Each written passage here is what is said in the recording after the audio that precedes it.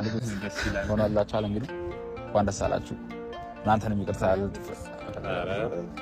እኛ እናረካለን እሱ ጋር ተጠያየቃችሁት የሆነ ሰላም ተባባሉ እንጂ እኮ ሰላም አልተባባላችሁ። የሆነ ትንሽ ተበሳጭቼ ነበር ባንተ ግን እንደዚህ ስላደረክ ደግሞ ትንሽ ነው ያውቃችሁታል። ምንም እኔና እሷ ምንም ነገር ኖሮኝ ሳይሆን ያው በመሀል ጎርቷት ነበረ።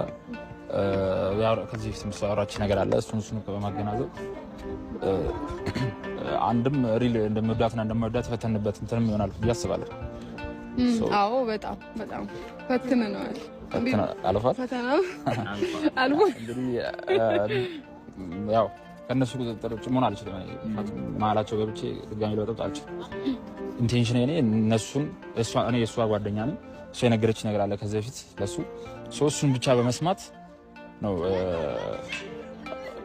አልባሌ እንትኖችን እርምጃዎች ስንወስድ የነበረው ከእሷ ካልሆነ እሷም ስሜት ጉዳይ እንደሆነ አላወቅኩም ነበር።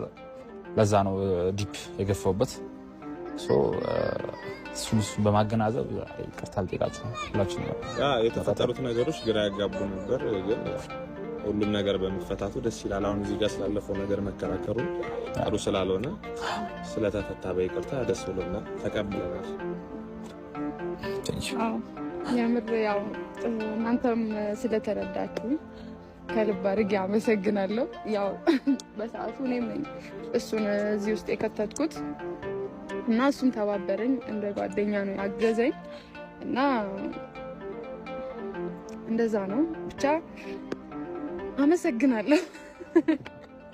ስለዚህ አንተም ካሁን በኋላ በምንም አይነት ሚንስ እና ሳምተን ሌላ እንትን እንዳይኖርህ ጓደኛ ናት።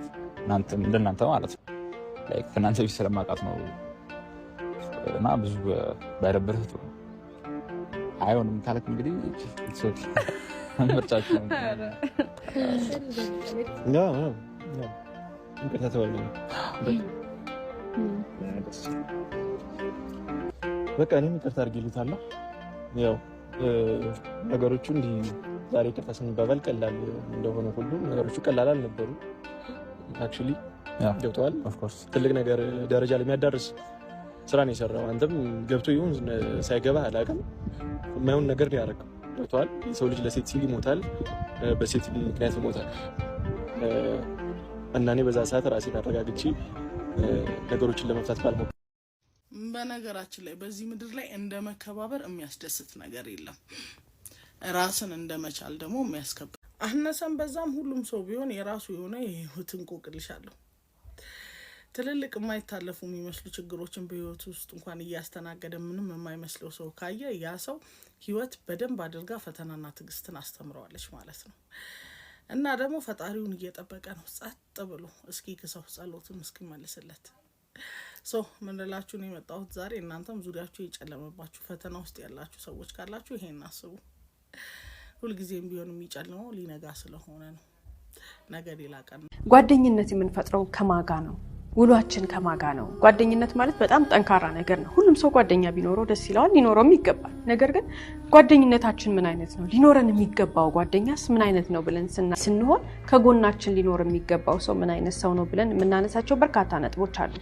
ማንነታችንን ከፍ ሊያደርግ የሚገባ ያለንበትን ቦታ ወደ ተሻለ መንገድ ሊሄድ ወይንም ደግሞ ልንራመድ የሚያስችለን ሰው ነው እንጂ ጓደኛ ልናደርግ የምንችለው ወደ ኋላ የሚመልሰን ወደ ጥፋት የሚመልሰን ዝቅ የሚያደርገን አይደለም። ለምሳሌ ሁላችንም ጓደኛ እንፈልጋለን። ጎበዝ ጓደኛ፣ ብርቱ ጓደኛ፣ ጠንካራ ጓደኛ፣ ህግን የሚያውቅ፣ ስርዓትን የሚያውቅ፣ ወንጀል የሚደረግና የማይደረግን ነገር ለይቶ የሚያውቅ ሰው